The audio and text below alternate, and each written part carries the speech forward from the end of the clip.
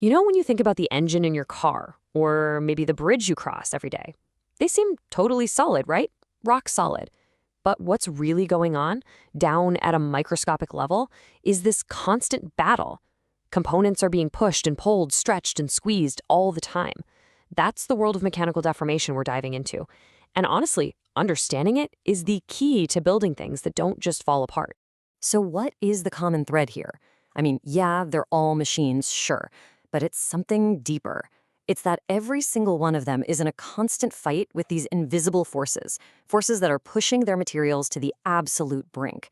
And here's the deal. If you want to engineer anything that lasts, you've got to get a handle on these forces. It's non-negotiable. And that brings us to our big idea for today, strain distribution. It sounds technical, but the concept is actually pretty simple. When you apply force to something, the stress doesn't just spread out nice and even. Nope, it's way smarter than that. It actively seeks out the weakest point and gangs up right there.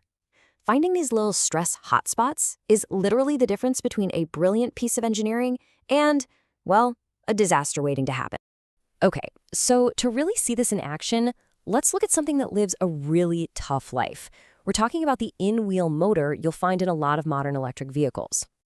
Just try to picture all the forces hitting this thing. First, you've got the constant grinding pressure of the car's weight just pushing down, day in and day out.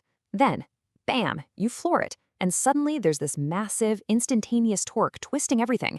Each one of those actions creates its own unique stress pattern, pulling and contorting all the bits and pieces inside in totally different ways. And this is where it gets really interesting. See, when you're just cruising along under normal conditions, the deformation is fine. It's manageable. But the second you demand peak power from that motor, whoa, the amount of stretching and twisting going on inside just explodes.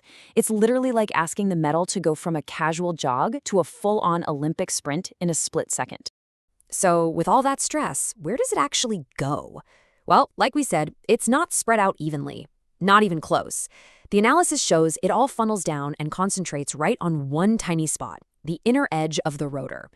That's the component's Achilles heel, its single point of failure. Which brings up the million-dollar question, right? How in the world do engineers find these hidden weak spots before everything goes sideways? Well, it's definitely not guesswork, I can tell you that.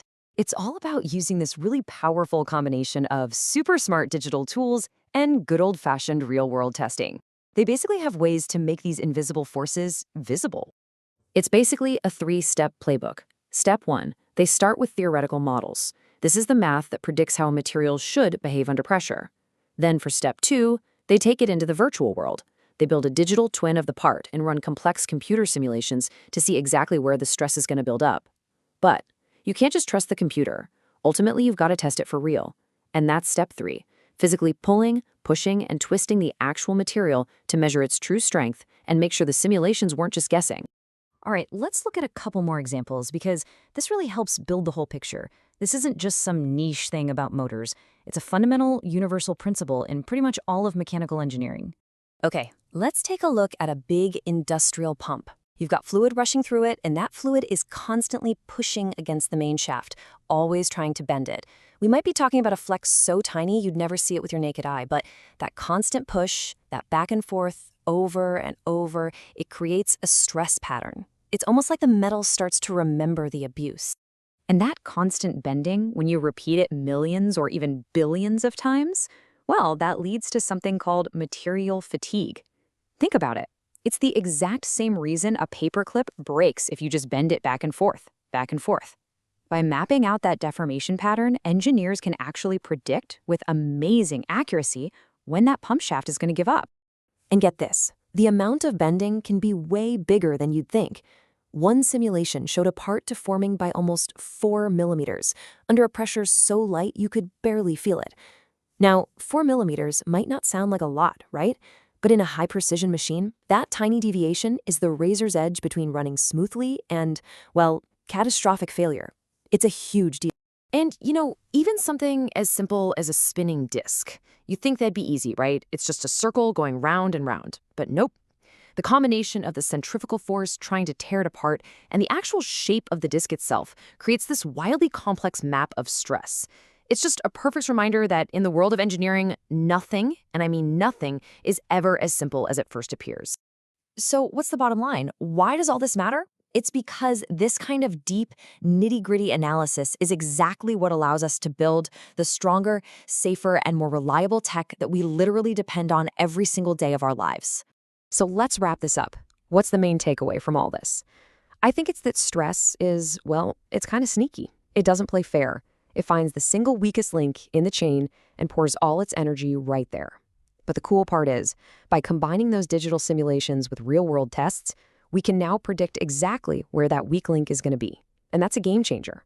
It lets us design smarter, head off material fatigue before it starts, and ultimately build machines that are safer and last longer than ever before. You know, for most of human history, the goal was just to build things that were strong enough, just add more metal. But now we can see and predict these invisible forces with a level of precision that's just mind-boggling. And that leads to a pretty wild question, doesn't it? Are we getting close to being able to engineer things that, for all practical purposes, just never break? And if we could do that, what would that world even look like?